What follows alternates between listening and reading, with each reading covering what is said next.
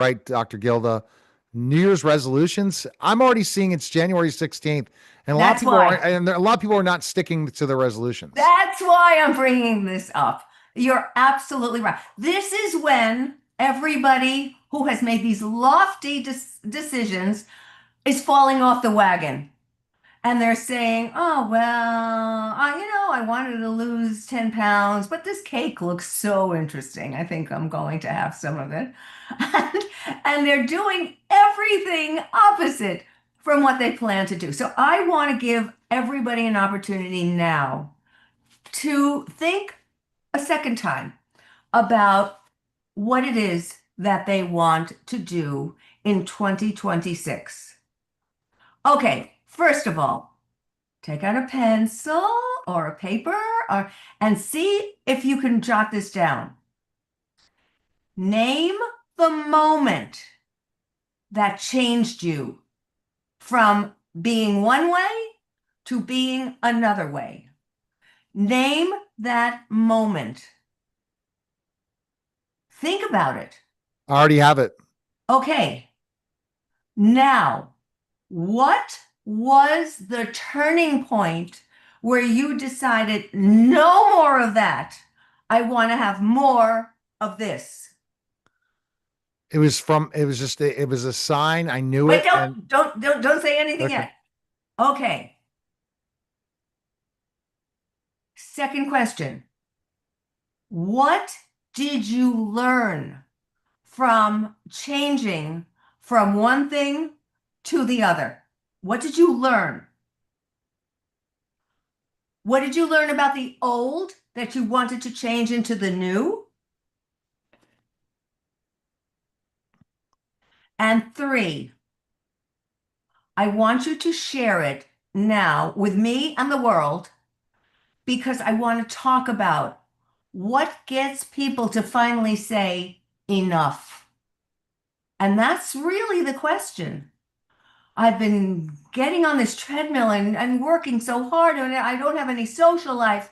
When do I pull the plug on that? When do I say enough? Okay, let's hear your responses. I would say when someone finally believed in me because I didn't believe in myself. Oh, okay, wait.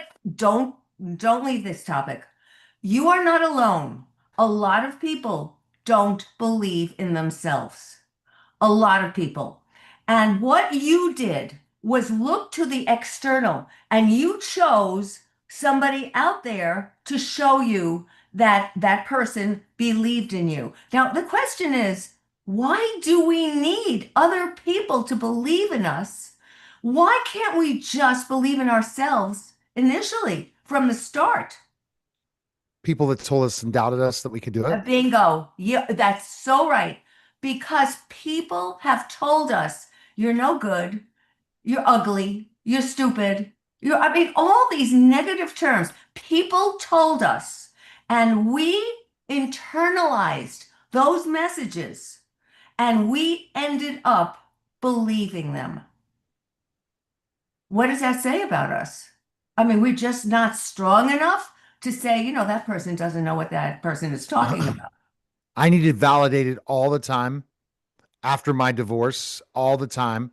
Always needed someone to validate me till the point in time after that where I finally the switch went on. I don't need anyone's validation. I love myself. Oh, that's so beautiful. So finally, and that was your turning point. So finally, you realized I don't need validation externally. In many of my books, I ask, what motivates you? Internal things from within or external things from outside? What is it? And if you are dependent upon the external things to get you revved up, you're going down the wrong path because you need to be driven internally, no matter what anybody says, because all the noise out there, I mean, all you have to do is turn on the television or open a book and you hear all the negativity. But all of that should roll down your back and you can absolutely ignore it all. But you've got to be strong enough to ignore it all. If somebody calls you an idiot, if a teacher says, no, you're getting an F on that paper, is it because you can't do? Or is it because you won't do? Or is it because you were misled in what to do? There are so many different possibilities, but we internalize this as we're no good. So now you mentioned after divorce. This is so typical. You know, when you have 50% of the population divorcing, this is so typical to be shaky. It's crazy time.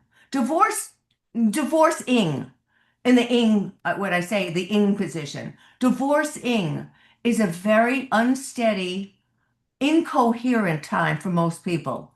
Even if you're living with somebody and you break up, it's still a divorce. If you lose your children, it's still a divorce from your children. I mean, all of these factors play a role in how we feel about ourselves. So, those people who internalize what other people have told us, those are the people who are the shakiest. But something happened to you to make it a turning point. What was the turning point, Neil, that you had? So there's multiple turning points. I mean, there's the start where someone believed in me, to then the confidence was built, to then I love myself.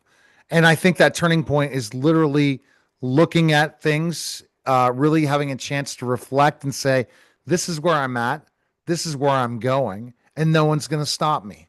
But I And have a that's question. go ahead. But I have a question. Do we need somebody on the outside to believe in us? I Even think a I think little at one tiny point, bit? I think one point you have to. At one point, you need somebody to really say, "Hey, you are the real deal. That loves you. That's in your corner." And that is you need that. Some people need it constantly, but when you Oh, figure that out, you're like, that's "Okay, Eureka! I'm going, and I'm going." That's a different kind of personality. Somebody who needs it constantly from multiple sources. And it's never enough for some people to be told positive things because they're always looking for the next hit and the next hit and the next hit. That's a dangerous situation to be in. If you would like somebody to be in your corner, if you, I hate the word need, and I'm trying to veer away from that word, as you can see, but if you have a need to be told that you're worth something, then if it's constant, you're doing yourself a terrible disservice. If it's once that, wow, that person made me feel great, or that boss just told me I'm doing so well, I'm getting a promotion. If that's the case, well, that's one thing. But if you constantly need it more and more and more, that's an addiction. And that's something that you have to work on.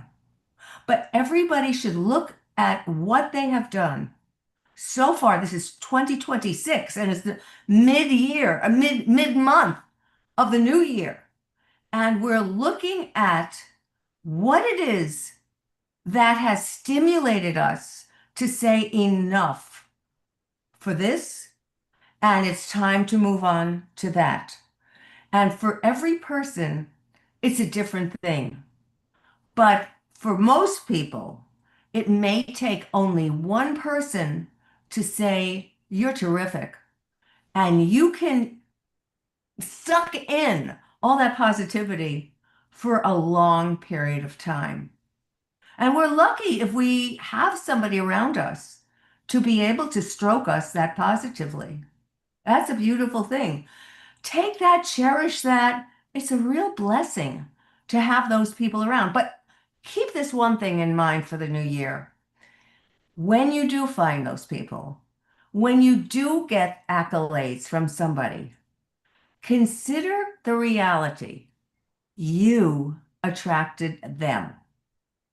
That's essential because when you attract them, you can attract just about anything you want and manifest it to reality. So Right. that's my message for you for 2026, everybody. I hope you work on this because you're great the way you are, but maybe you just need somebody to affirm that. All right. So go to drgilda.com. Really appreciate it, Dr. Gilda. Great topic today and look forward to chatting soon. That was a special simulcast Neil Haley show in the Gilda Graham podcast, guys. Take care.